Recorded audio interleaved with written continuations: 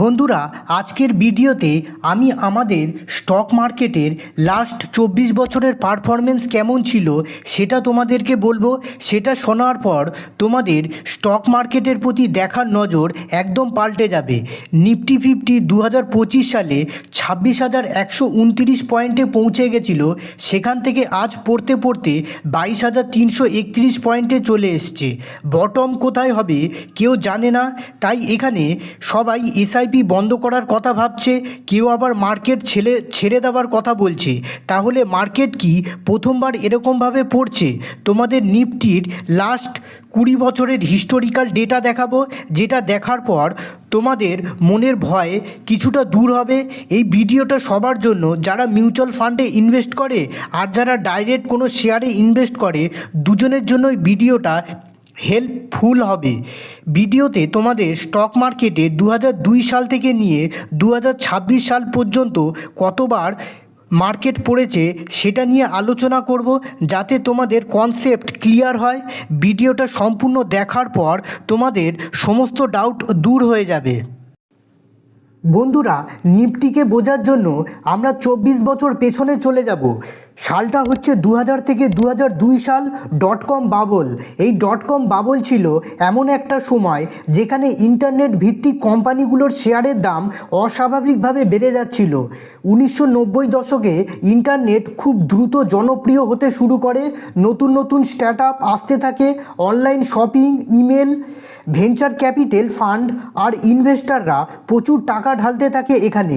কোম্পানির লাভ হচ্ছে কি না সেটা দেখা গুরুত্বপূর্ণ ছিল না। সেই সময় অনেক কোম্পানি মার্কেটে তালিকাভুক্ত হচ্ছিল। প্রথম দিনেই কোনো শেয়ার 2 থেকে 3 গুণ বেড়ে যাচ্ছিল। সবাই এখানে দ্রুত লাভের আশায় কিনে যাচ্ছিল। মানুষ ভাবছিল এখন না কিনলে পরে আর সুযোগ পাবে না। কোম্পানির প্রফিট হচ্ছে কি না সেটা দেখা গুরুত্বপূর্ণ ছিল না। 2000 সালের মার্চে ন্যাসড্যাক সর্বোচ্চ উচ্চতায় পৌঁছে যায়, তারপরেই বাবল ফেটে যায়। ন্যাসড্যাক প্রায় 78% পর্যন্ত ক্র্যাশ হয়ে যায়। হাজার হাজার কোম্পানি দেউলিয়া হয়ে যায়। এর পরের সালটা আসে 2008 সালের লিমন ব্রাদার্স মার্কেট ক্র্যাশ। হলো সবচেয়ে বড় global financial market crash. Limon brothers ছিল আমেরিকার সবচেয়ে বড় ইনভেস্টমেন্ট ব্যাংক। ব্যাংকগুলো এমন লোকেদের হোম লোন দিয়ে যাচ্ছিল যারা টাকা ফেরত দিতে পারবে না। লিমন এই ধরনের লোনে খুব বেশি ইনভেস্ট করছিল। বাড়ির দাম কৃত্রিমভাবে বেড়ে যাচ্ছিল। সবাই ভাবছিল দাম এইভাবেই সবসময় বেড়ে যাবে। 2007 থেকে 2008 সালে হঠাৎ দাম পড়ে যায়। যারা লোন নিয়েছিল তারা লোন শোধ করতে পারেনি। মর্টগেজ ডিফল্ট বাড়তে থাকে। লিমনের অ্যাসেটের দাম পড়ে যায়। পুরো বিশ্বের স্টক মার্কেটে ধস পড়ে। একদিনেই ডাউ জোন্স 45% পর্যন্ত ক্র্যাশ হয়ে যায়। 6 মাসে মার্কেট 5% পর্যন্ত কমে যায়। এর পরের সালটা আছে 2010 থেকে 2012 সালের ইউরোজোন ক্রাইসিস।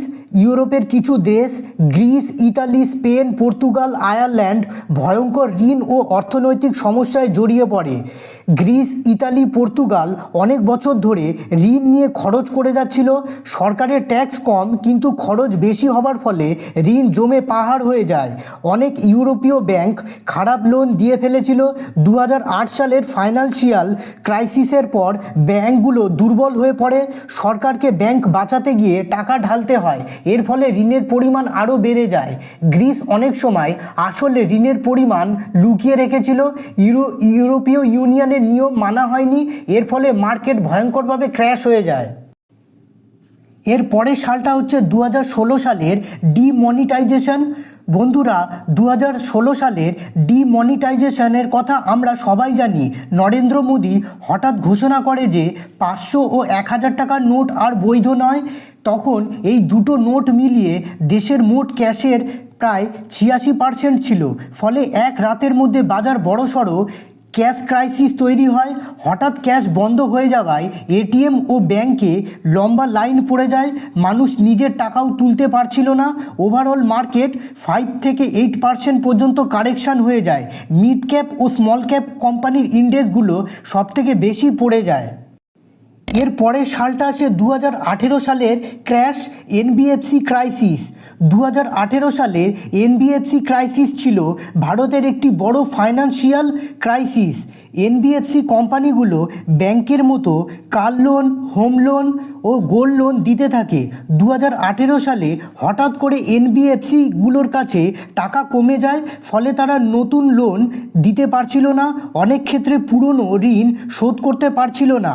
ডিএইচএফএল একটি বড় ইনফ্রাস্ট্রাকচার ফাইন্যান্সিয়াল কোম্পানি ছিল, তারা প্রায় 90,000 কোটি টাকা ঋণে ডুবে যায়।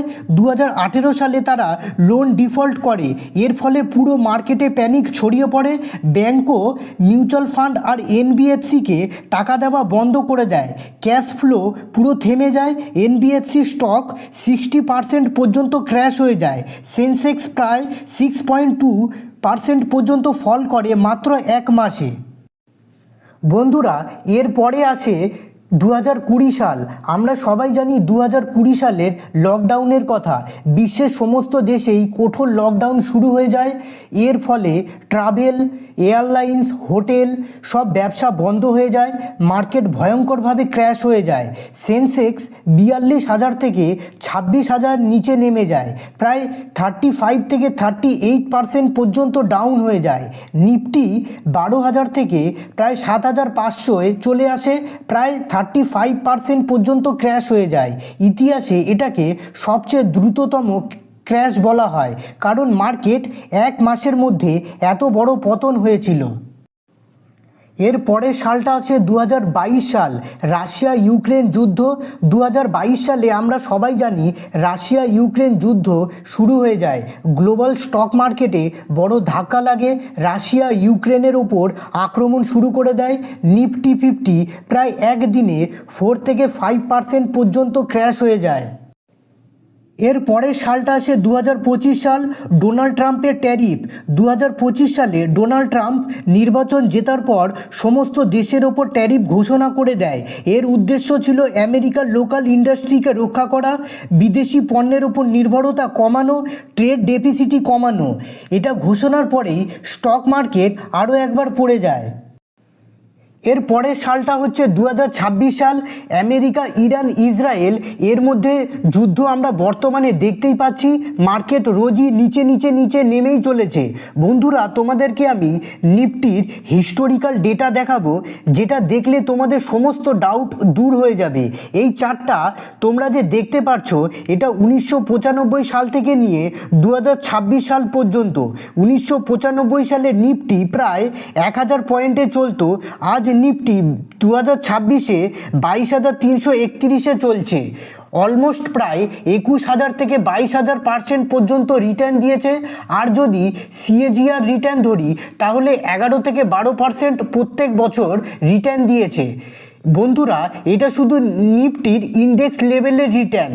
কেউ যদি শুধু ইন্ডেক্সে ইনভেস্ট করত, তাহলে 22,000% পর্যন্ত রিটার্ন ইন্ডেক্স থেকেই পেয়ে যেত। আর যদি পার্টিকুলার শেয়ারের কথা বলি, তাহলে রিটার্ন তো আলাদা। তোমাদের বন্ধুরা, এত বড় লম্বা চওড়া ভাষণ দেওয়ার উদ্দেশ্য একটাই, যে মার্কেট এতবার ক্র্যাশ হয়েছে, তা সত্ত্বেও মার্কেট কিন্তু আজ 22,000 পয়েন্টে চলছে। লকডাউনের সময় সবাই ভেবেছিল মার্কেট জিরো হয়ে যাবে, মার্কেট রোজ নতুন নতুন লো তৈরি করছিল, কিন্তু আজ মার্কেট এত ওপরে চলে গেছে। বন্ধুরা, মার্কেট কোনোদিনও জিরো হয় না, কেননা সারা দুনিয়ার টাকা, ব্যাংক, পেনশন ফান্ড, বড় বড় ইনভেস্টরদের টাকা মার্কেটে ইনভেস্ট করা থাকে। মার্কেটকে বাঁচাতে সরকার নিজে এগিয়ে আসে, ফলে তোমাদের মার্কেটের প্রতি যে ভয়, সেটা মন থেকে দূর করে দাও। শর্ট টাইমে মার্কেট কারেকশন থাকতে পারে, কিন্তু লং টাইমে মার্কেট ওপরেই যায়। তাহলে বন্ধুরা, ভিডিওটি আজকের মতো এ পর্যন্তই। ভিডিওটি ভালো লেগে থাকলে চ্যানেলটিকে লাইক, সাবস্ক্রাইব করে দেবেন। নমস্কার।